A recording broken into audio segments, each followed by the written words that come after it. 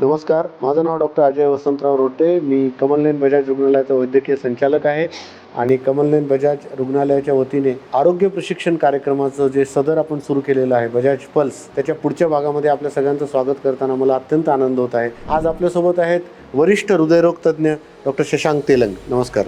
Doctor Shashank Telang हे अत्यंत अनुभवी हृदयरोग तज्ज्ञ कार्डिओलॉजिस्ट आहेत. मागच्या 8 वर्षापेक्षा जास्त वर्षांचा त्यांचा अनुभव आहे आणि अत्यंत गुंतागुंतीच्या प्रोसिजर्स त्यांनी केलेल्या आहेत हृदयविकाराच्या संदर्भामध्ये.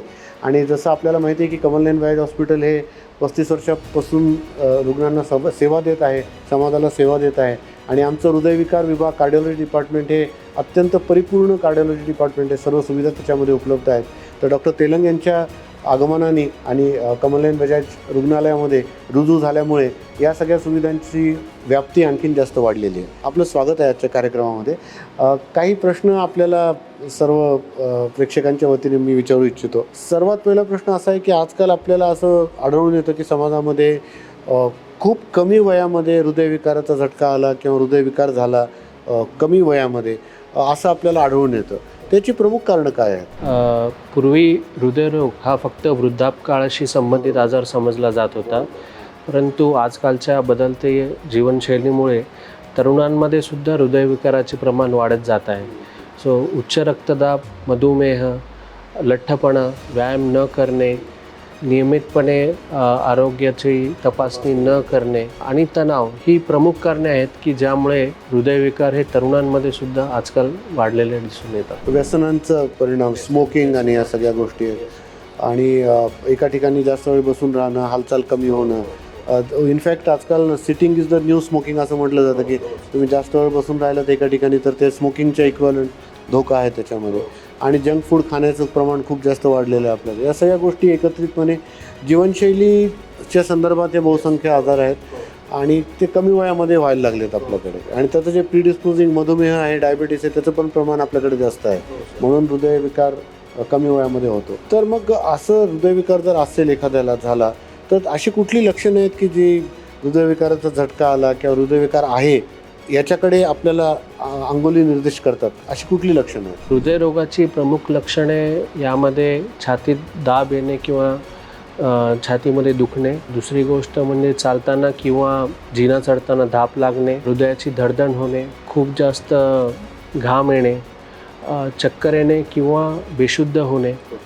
ही प्रमुख कारणे आहेत की जी हृदयरोगाशी संबंधित निगडीत आहे. पण याच्या व्यतिरिक्त काही त्रास न होता सुद्धा बरेचदा हृदयविकार असू शकतो. म्हणून आपल्याला त्याचं म्हणजे प्रतिबंधात्मक तपासणी, आरोग्य तपासणी किंवा आरोग्य चाचणी करणं गरजेचं असतं. समजा एखाद्याला हृदयविकार झाला किंवा हृदयाचा विकारचा झटका आला तर याच्या निदानासाठी किंवा आणि उपचारासाठी कमलनयन बजाज रुग्णालयामध्ये कुठल्या सुविधा उपलब्ध आहेत? कमलनयन बजाज रुग्णालयामध्ये हृदयरोग विषयक अत्याधुनिक सुविधा उपलब्ध आहेत. यामध्ये 24 तास इमर्जन्सी कार्डियक सेवा आहे, ECG, 2D इको, TMT, होल्टर मॉनिटरिंग आहे, करोनरी एन्जिओग्राफी, करोनरी एन्जिओप्लास्टी आहे, पेसमेकर डिव्हाइस इम्प्लांटेशन आहे, इमेजिंग गायडेड रोटाएब्लेशन थेरपी असे ॲडव्हान्स एन्जिओप्लास्टीचे टेक्निक्स उपलब्ध आहेत. Dedicated cardiac care intensive unit आहे.